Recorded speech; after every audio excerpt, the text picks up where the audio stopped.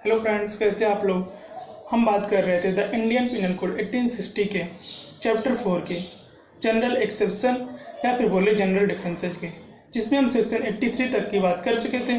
आज हम बात करेंगे सेक्शन 84, 85, 86।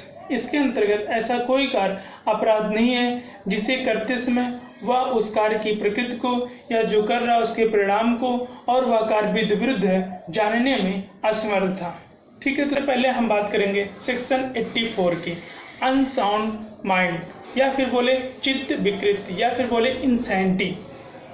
इसके अंतर्गत व्यक्ति चित्त विकृत अवस्था में जो कार्य करता है वह उस कार्य की प्रकृति को या परिणाम को या वह कार्य विरुद्ध जानने में असमर्थ होता है। इंसैनिटी के बहुत सारे टेस्ट है, जैसे वाइल्ड बीस्ट टेस्ट जो केस है आर वर्सेस अनरार्ड के बाद में, और उसके बाद दूसरा है इंसेन डिल्यूजन टेस्ट, और तीसरा सबसे महत्वपूर्ण टेस्ट है जिसमें प्रिंसिपल ऑफ इंसैनिटी को डिस्क्राइब किया गया है, वो है मैकनाटन का। इसमें क्या होता है कि तीन लोग होते हैं, एक तो इसके पहले इस बात के बारे में बता देते हैं, फिर सिद्धांत के बारे में बताएंगे। इसमें क्या होता है कि तीन लोग होते हैं, मैकनाटन, एडवर्ड ड्रम और होते हैं रॉबर्ट पेल। रॉबर्ट पेल वहाँ के प्रधानमंत्री होते हैं। जो मैकनाटन होता है ये रॉबर्ट पेल पे पिस्तौल से गोली चलाना चाहता है, लेकिन वो गोली चला देता है एडवर्ड ड्रम पे। तो मैकनाटन इस वाद में चित्त विकृत का बचाव लेना चाहते हैं। तो इसमें कुछ नियम प्रतिपादित किए गए हैं जो बहुत ही महत्वपूर्ण है। इसमें कहा गया है कि हर आदमी को समझदार होना चाहिए और ये माना जाता है कि वो समझदार है, उस अपराध के लिए जिम्मेदार है जो वह अपराध किया है, जब तक कि वह इसके विपरीत साबित ना कर दे।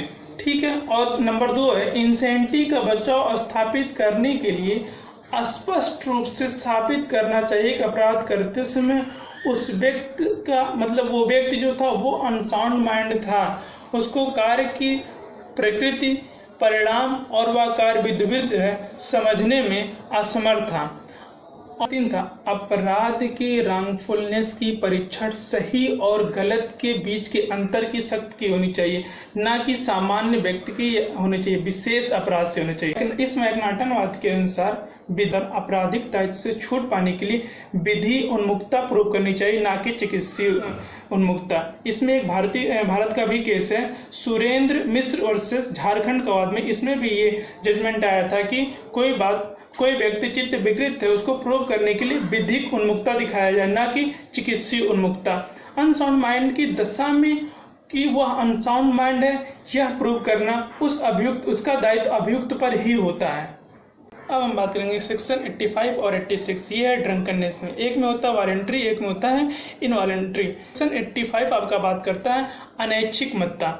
अनैच्छिक मत्ता के अंतर्गत किए गए अपराध को वही बचाव करती है जो धारा 84 में अनसाउंडनेस माइंड का बचाव करती है। यह जिस वश से मत्ता में हुआ होता है उसके बारे में उसे ज्ञान नहीं होता है, या फिर उसे किसी ने जबरदस्ती कुछ दे दिया होता है जिससे वो मत्ता में हो गया होता है।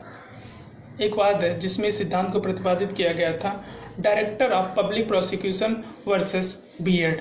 इस केस में क्या होता है, एक 16 साल की लड़की होती है, बाजार जा रही होती है, तो एक मिल से गुजरती है, जिस मिल के गेट पे ये बीएड होते हैं। बीएड महोदय क्या करते हैं, उस लड़की का रेप कर देते हैं। रेप करते समय उनका एक हाथ उसके गले पे और एक हाथ उसके मुंह पर होता है। तो ये उसके बाद क्या करते हैं, ये बचाव लेते हैं कि ये मत्ता में थे। तो लेकिन इनके इस बचाव का लाभ नहीं दिया था। क्रिमिनल अपील में जब एक केस जाती है तो वहाँ पे इन्हें मानव वध का दोषी किया था, क्योंकि उस बीच उस लड़की की मृत्यु हो जाती है, तो इनको मानव वध का दोषी दिया जाता है। और जब ये बात लॉर्ड ऑफ हाउस में जाता है तो इनको मृत्यु दंड की सजा दी जाती है। तो ठीक है, ये हो गया आपका सेक्शन 85।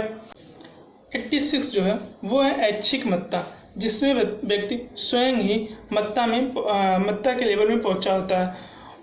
कुछ केस है उसके माध्यम से हम आपको बताते हैं। एक केस है आर बनाम मिड के केस में। इस केस में क्या होता है कि अभियुक्त अपनी पत्नी को घूंसे से मार के हत्या कर देता है, और तो वो क्या बोलता है कि वो इस लाभ लेना चाहता है इस सेक्शन का 86 का। वो बोलता है कि हम मत्ता में थे लेकिन उसको इसका लाभ नहीं दिया जाता और उससे मानव वध का दोषी दिया जाता है। एक महत्वपूर्ण केस है वो है वासुदेव का। इस केस में क्या होता है कि एक आर्मी मैन होता है, आर्मी से रिटायर्ड एक आदमी होता है, वो एक शादी में गया होता है। शादी में गए होते हैं तो वो जब खाना खाने के लिए बैठते हैं, एक 16-17 साल का लड़का उनके बगल खाना खा रहा था। वो उससे कहते हैं कि वो थोड़ा खिसक जाए, लेकिन वो लड़का खिसकता नहीं है। तो ये क्या करते हैं, अपनी पिस्तौल निकालते हैं और उसे गोली मार देते हैं और लड़का एक्सपायर कर जाता है। ये इसका बचाव लेते हैं कि वो मत्ता में थे, लेकिन उनको इसका बचाव नहीं दिया जाता, उन्हें दोषी ठहराया जाता है। ठीक है, तो इसमें ये कहा गया कि ऐच्छिक मत्ता में आशय के संबंध में ही बचाव है, और ये माना जाता है कि उनको ज्ञान था कि आगे क्या होगा। ठीक है फ्रेंड्स, तो आज हमने आपसे चर्चा की सेक्शन 84, 85, 86 के ऐसा कोई अपराध नहीं है जिसे करते समय उसे कार्य के परिणाम, प्रकृति और वो कार्य विधि विरुद्ध है जानने में असमर्थ होता है। हमने कुछ केस के माध्यम से आपको समझाया। उम्मीद करते हैं आपको मेरा ये लेक्चर पसंद आया होगा और आपको ये तीनों सेक्शन समझ आ गए होंगे। फिर भी आपको कोई डाउट होता है तो आप कमेंट बॉक्स में अपने डाउट को जरूर पूछिएगा, पूरी कोशिश करेंगे क्लियर कराने की। धन्यवाद दोस्तों।